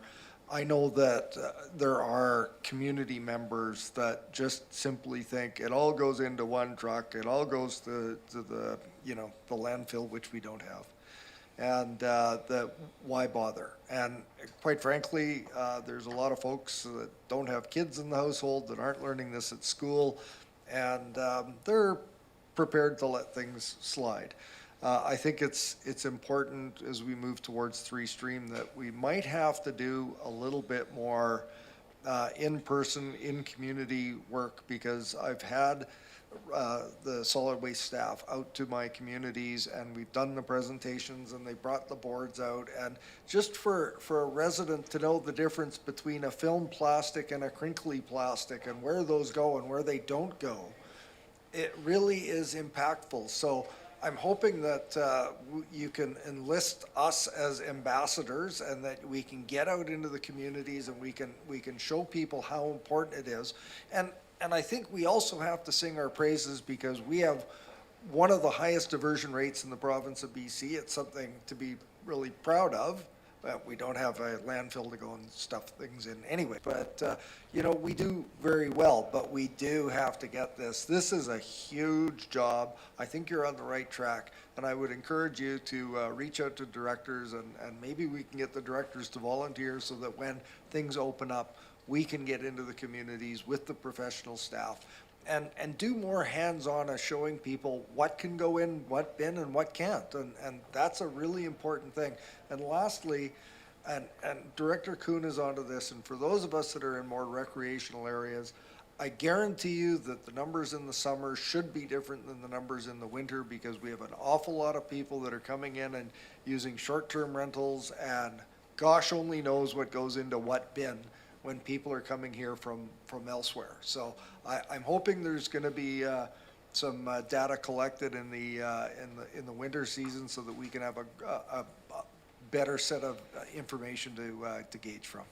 Thank you very much for all your work. And now for our virtual applause. Thank you so much. And we move on now to R12, Ms. Harrison.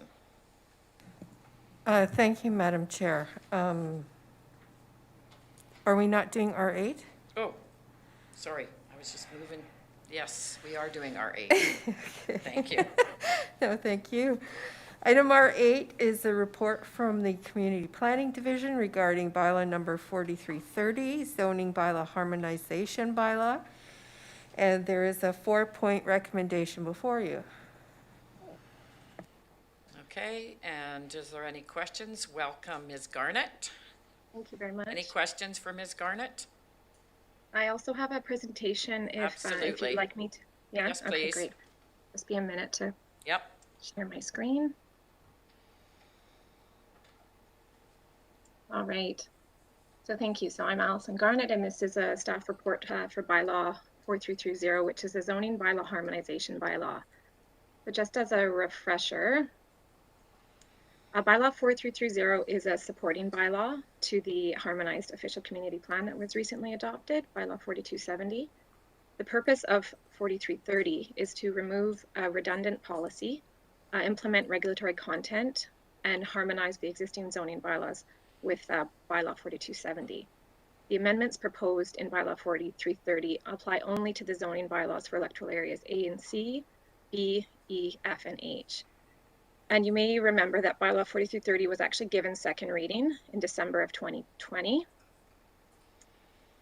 This staff report is presenting revisions or an amended version of bylaw 4330. So the question is, what changed? Well, 3 specific components of the previous amendment applicable to areas A, C, and B were removed. So no other changes were made other than the deletion of those 3 specific components. And the reason is that we found that community consultation was required beyond the scope of 4330 now, and that would be better dealt with in the modernized zoning bylaw process. So the staff report explains in a table the 3 previous amendments that were removed. So I'm just going to give you an example of one that has since been deleted. So in the left-hand column, you see the South Cowichan zoning bylaw. This is applicable to electoral area C, specifically in the CD1 zone. The original bylaw that we proposed would have added home occupation as a permitted use in the CD1 zone. And the reason for originally proposing that was to implement a specific South Cowichan official community plan policy. However, the revised bylaw that you are asked to consider today will not proceed with adding home occupation as a permitted use.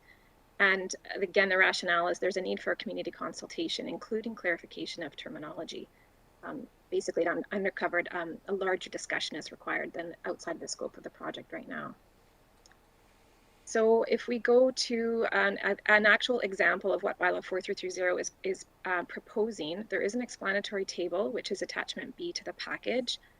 And so this is just an example from the explanatory table itself. And this is, as you see in the left-hand column, applicable to area H in the F1 zone. Bylaw 4330 proposes to add agriculture as a permitted use in the F1 zone. And the rationale is to implement a forestry policy from the former OCP to sort of implement that regulatory type content where it's appropriately located. And so the recommendation is that second reading of bylaw 4330 be rescinded, that an amended version of the bylaw be sent to the board for consideration of second reading, and that a public hearing be scheduled. Okay, Director Wilson, you're moving that? It's been moved, seconded, and I'm going to call the question. I see no other hands up. All in favor? Opposed, if any? Motion's carried. Thank you very much, Ms. Garnett.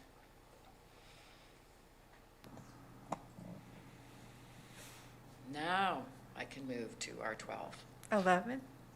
11. I thought 11 was pulled. Was it pulled? Okay. Yes, I have R12 Thank you, Madam Chair. this time. Gotcha. You did. You got me last time, okay. You did. Thank you, Madam Chair. Okay, welcome, Ms. Breen. Would you like me to introduce it? Please. Item R12 is a report from Community Planning Division regarding bylaw number 4373, official community plan for the electoral areas, special electoral area services committee workshops. And there is a two-part recommendation. Okay, are there any questions here for Ms. Breen? Director Smith, go ahead, please. So I'd just like thank you very much through the chair to Ms. Breen. Of course, we've been reading documents till we're all cross-eyed, but, and we know how hard it has been through COVID and the rest of it to put together so many documents and us to follow them along. One of the things in here, it says, are we looking at workshop or are we looking at committee meetings? To me, I just feel like we've, as directors, have not had the opportunity to actually sit in workshops with the consultant and the staff to give us a lot more in-depth than actually comes with sitting in the committee meeting. And I'm just looking for clarification on that. Thank you. Ms. Breen. Thank you through the chair. My understanding is that the reason why we have the staff report is that we do need direction to actually hold special EASC meetings. So although they are characterized as special EASC meetings, they will be workshops in the sense that staff and the consultants will be there and there will be opportunity for a lot of discussion and questions. Thank you. Is there a follow-up, Ms. Director Smith? Go ahead. So I do notice that the meetings in January and February, and I know that we do have budget meetings that are additional to our regular meetings that are held in January and February. Are you looking at working those into our schedule? Is that what we're going to be added to our schedule?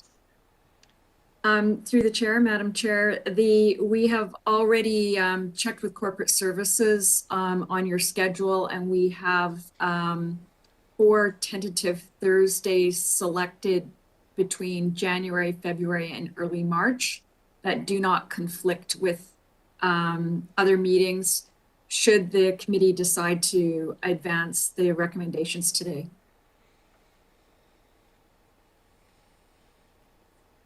Thank you. I turn to Director Acton, and I'll come back to you, Director Smith, if you have another question.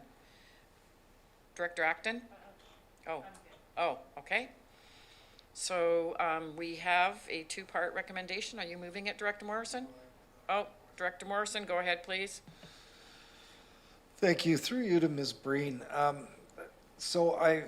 We've all got our copies and are diligently, or at least as quickly as we can, going through, and I'm finding that I've got a ruler and a pen out more often than I thought I would need, and I'm just wondering what your thoughts are around remarks or suggestions or deletions that directors may have over the next couple of months in advance of these, whether you are wanting materials submitted for your consideration, or are we holding on to, if we go ahead with this schedule, are we holding on to our individual highlighted and marked up packages and bringing them to the meeting? What's your thought around how we use the documentation that we have and any suggested changes we might have? Ms. Breen. Thank you, Director Morrison, and through the chair. Staff's suggestion is that they are submitted to staff because there's quite a lot of information to digest every time we have a submission.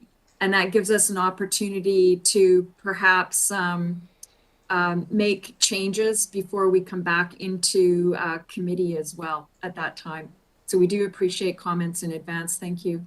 Good to know. Thank you. I turn to Director Nicholson. Thank you. I guess my question is what the advantage or disadvantage of postponing the community outreach, the community circles, to after we do the workshops,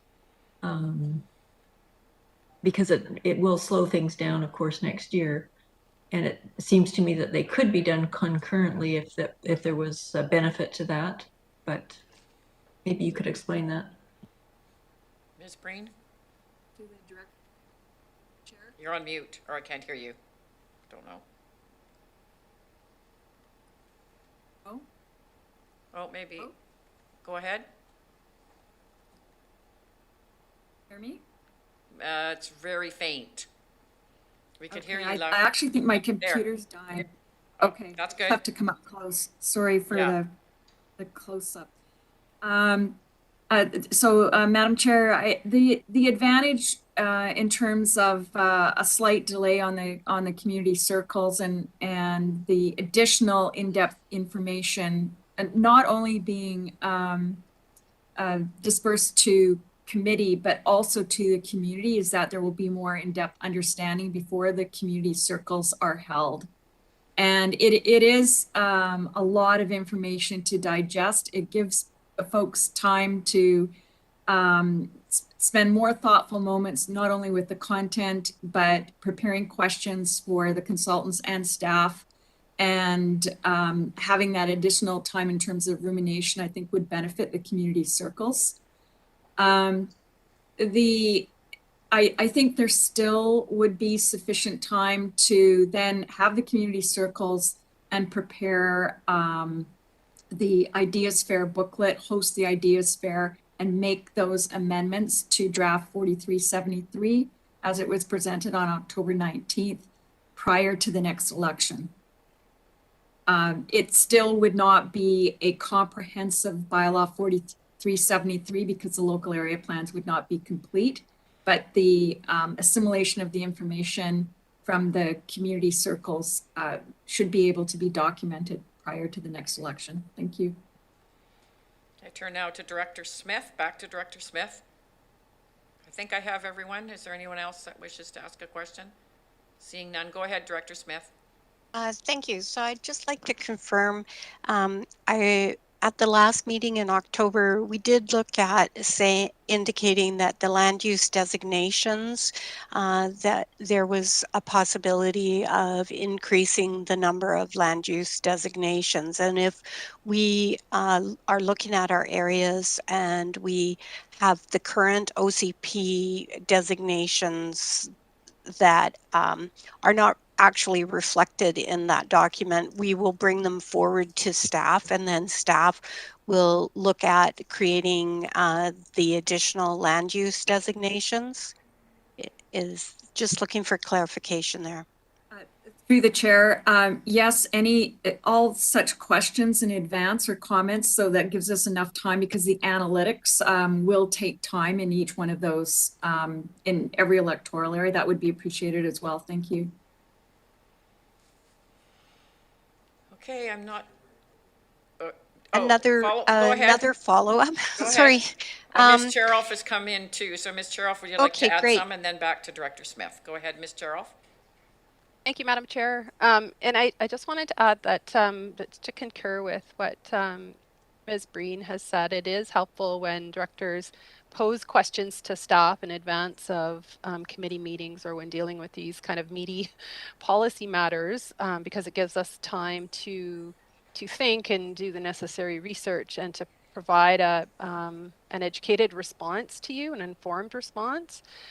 And in some cases, it may be that we would be recommending that changes be made to the document. In other cases, we may recommend that changes not be made, and there may be a real solid rationale for why things are worded the way they're worded, or why things are posed the way they're posed. And I would use land use designations as an example of where the consultants have worked with the staff in depth to try to put forward a package of harmonized policy. And so, you know, I would ask for some a sort of latitude in consideration and in terms of policy being your overarching document, and implementation being through zoning, where you can really get into the nitty gritty. So there's a danger in being too detailed in the OCP, and certainly the intent is to try to harmonize across the region. So the further we get away from that, the more we go back to, you know, the original system, which was individual OCPs. So I'll just leave it at that. Thank you. Director Smith. Yes, so I just, the whole HOCP process and everything was done under the past electoral area service committee prior to the election of quite a few of us at the table. So we've been bounced around a fair bit, and I'm not really sure that we have a clear indication that came out of that earlier committee of what the scope of the work is for this whole process that we're going through. And is there any documentation that indicate that we can read to know what that was authorized by the prior electoral area service committee prior to the October 2018 election? Because it seems we are not familiar with what that scope was. And, you know, we keep moving along, which is great, and we're all looking forward to this. But are we exceeding our scope? Are we changing direction of the scope that was originally authorized by that committee? And is there a document that I can actually read to say what the scope of this this project is? Thank you. Through the chair. Oh, we can't hear you. Oh, just a minute, maybe we can. Can you hear me now? Yes. Okay, thank you. Through the chair, my understanding is that in very general terms, prior to when I started, which was April of 2018, that it was at a very broad, high level of the harmonization and modernization of the OCP and the zoning bylaws, at least initially. Certainly now in our strategic plan, we have more details in terms of harmonization and modernization, not just of the OCP and zoning bylaws, but just more broadly in terms of development services. So if staff would have to go back to staff reports predating that time period for any more specificity. I know kind of what's happened after I started, but in broad terms, that's my understanding of the direction prior to that. Thank you. I hope that suffices. Okay, so we have a recommendation. Is anybody we have a recommendation. It's been moved and seconded. I'm going to ask Ms. Harrison to read it out, please. Thank you, Madam Chair. The recommendation before you is that it be recommended to the board that special electoral area services committee meetings be held in January and February 2022 to review and discuss initial components of draft bylaw number 4373, official community plan for the electoral areas, modernized official community plan. Thank you so much. And number 2, that the community circles consultation for draft bylaw 4373, official community plan for electoral areas, modernized official community plan, be held in spring 2022. All right, that's been moved and seconded. I'll call the question. All in favor? Opposed, if any? Motion is carried. Thank you so much. Now we move on to any unfinished business. Are there any questions for question period, Ms. Harrison? There is none, Madam Chair. Thank you so much. We have a motion to go into closed with, what is the motion for closed? Ms. Harrison. Thank you, Madam Chair. That the meeting be closed in accordance to Community Charter Part 4, Division 3, Section 90, subsections 1A, C, and E. Thank you so much. Been moved. Has it been moved and seconded? Second. All in favor? Opposed, if any? Motion is carried. We will take a 20-minute break. A new invite? Is it a new invite? Sorry. It's a new meeting, so you will go out of this one and go into closed. Thank you.